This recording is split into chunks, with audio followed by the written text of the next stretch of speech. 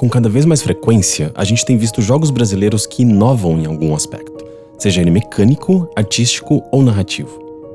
Dandara é mais um para essa seleta lista de títulos nacionais que mostram um enorme talento da nossa indústria.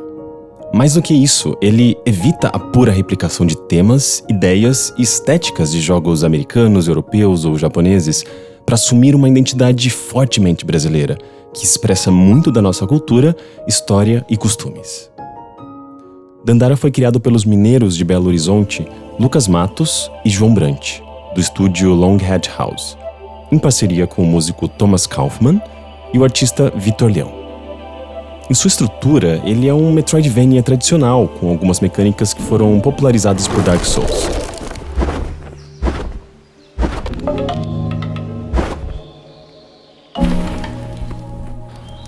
Uma das coisas que torna ele único é seu sistema de controle inédito a side-scrollers, e que dá uma nova dinâmica à exploração de cenários.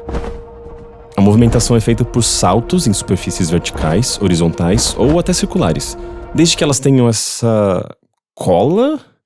Enfim, se a superfície for branca, você consegue saltar e grudar nela, não importa se é chão, teto ou parede. Essa movimentação faz com que, desde o início, Dandara possa zarpar em alta velocidade pelos cenários, saltando pelas superfícies em seu mundo sem gravidade. Isso muda completamente o ritmo com o qual a gente está acostumado a explorar ambientes em jogos desse tipo, e fez com que o backtracking fosse para mim algo menos frustrante, uma vez que se você chegar num local que só pode ser acessado com uma determinada habilidade que você ainda não possui, basta dar meia volta que rapidamente você alcança outros caminhos. O Lucas e o João sacaram tão bem o sistema de controles que eles criaram, que elaboraram diferentes tipos de desafios e quebra-cabeças criativos baseados nele. Há plataformas móveis que se movimentam ou giram com a inércia causada por disparos, enigmas lógicos que envolvem planejamento de rotas e sequências intensas que mais parecem ter saído de um shoot 'em up do que um jogo de plataforma.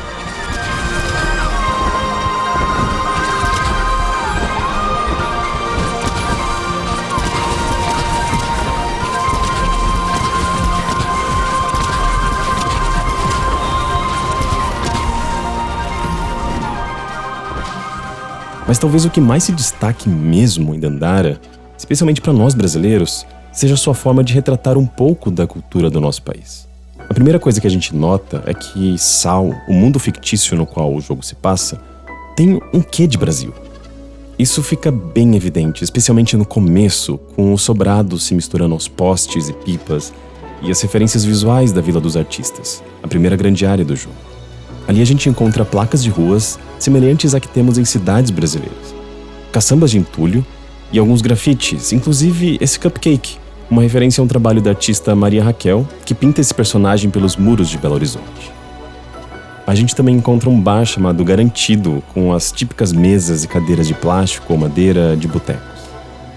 Há diversas referências culturais dos nomes de cada área, que só serão percebidas por brasileiros ou pessoas naturais de Belo Horizonte.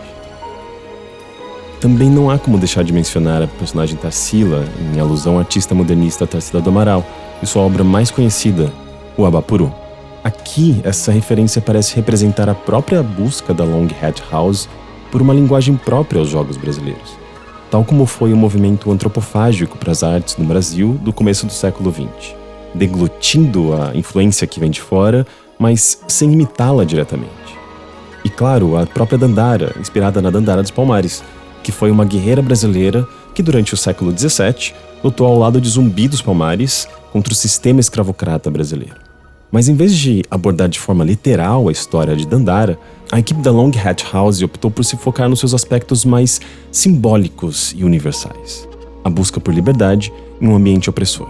E ele faz isso de forma ao mesmo tempo literal e subjetiva.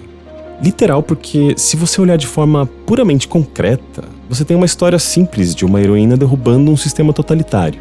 Mas quando a gente olha de perto para esses elementos e tenta identificar o que eles representam, a gente tem algo com um grau muito maior de significado e muito mais próximo à nossa história. Bem, aqui eu vou expressar um pouco da minha própria interpretação pessoal do que eu acho que Dandara está tentando nos dizer. E isso envolve abordar trechos bem avançados do jogo. Então, fica aqui um aviso de spoilers, ok? De uma forma ou outra, Dandara parece deixar claro que seu mundo é mais uma representação conceitual do que física. de que ele é apenas uma manifestação artística consciente das mentes criativas de seus criadores. Ok, deixa eu explicar melhor. Um dos primeiros personagens que você encontra na Vila dos Artistas é Thomas, que te dá a habilidade de mover plataformas com o poder da música. Thomas é o compositor do jogo. Tipo, de verdade.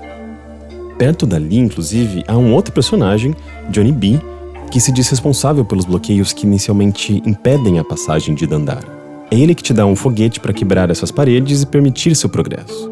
Assim como Thomas, esse personagem representa algo mais abrangente. Veja que ele diz que cria regras. Porém, diferentemente das regras impostas pela força opressora do jogo, as regras dele são divertidas. Repare também que o personagem está segurando um Nintendo Switch, que é uma das plataformas que recebeu Dandara, e tá num quarto onde você encontra um computador e... amiibos do Mega Man e da Samus? Lembrando que Super Metroid foi uma das influências para os criadores de Dandara. Bem, que esse personagem é uma alusão a um game designer com a sua fala sobre regras, isso eu não tenho nenhuma dúvida. Mas será que o jogo não tá descaradamente dizendo que a gente tá lidando com seus criadores aqui e que eles têm algo a dizer? Também não é apenas uma coincidência que eles estejam na Vila dos Artistas. E, dentro do jogo, os artistas serem alvo da perseguição dessa força opressora. O primeiro chefe, Augustus, que é basicamente uma cabeça gigante de um general militar, diz claramente que a Vila dos Artistas precisa ser esquecida.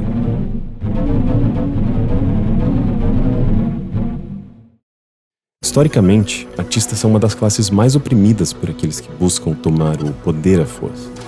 Afinal, a arte nos leva à reflexão da realidade, tendo como um dos seus propósitos a denúncia das injustiças e desigualdades.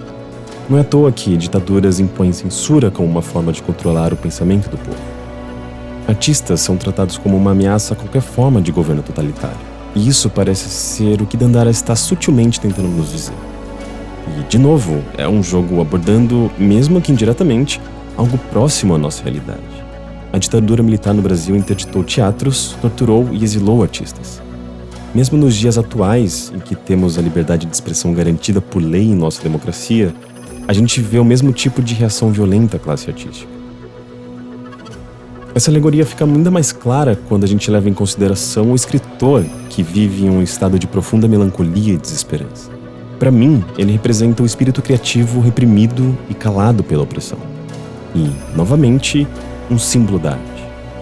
No fim do jogo, a gente invade o centro de operações do comando, libertando pessoas escravizadas, vale ressaltar, até alcançar o líder dessa organização, que, novamente, é mais uma representação conceitual do que um personagem. Ele aparenta ser um magnata que concentra e esbanja riquezas, e tem controle da mídia e da informação. Algo meio óbvio quando você enfrenta um chefe que é basicamente uma televisão gigante. Dandara derrota a força opressora e o escritor, agora livre, supera seu bloqueio e passa a escrever histórias de liberdade.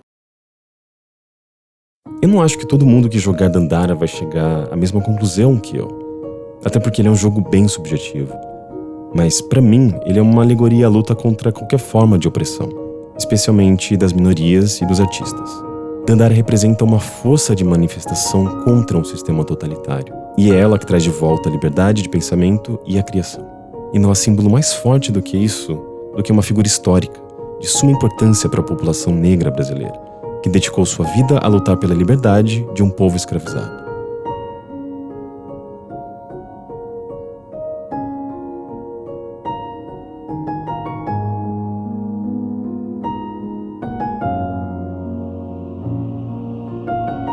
Se você gostou desse conteúdo, likes e compartilhamentos são muito apreciados. Isso ajuda a gente a atingir mais pessoas que potencialmente podem contribuir com a nossa campanha de financiamento coletivo, que é o que mantém o Overloader vivo. A gente tem também vários outros vídeos e ensaios que podem te interessar. Então, dê uma olhada nas nossas playlists. Obrigado pela sua atenção e até a próxima.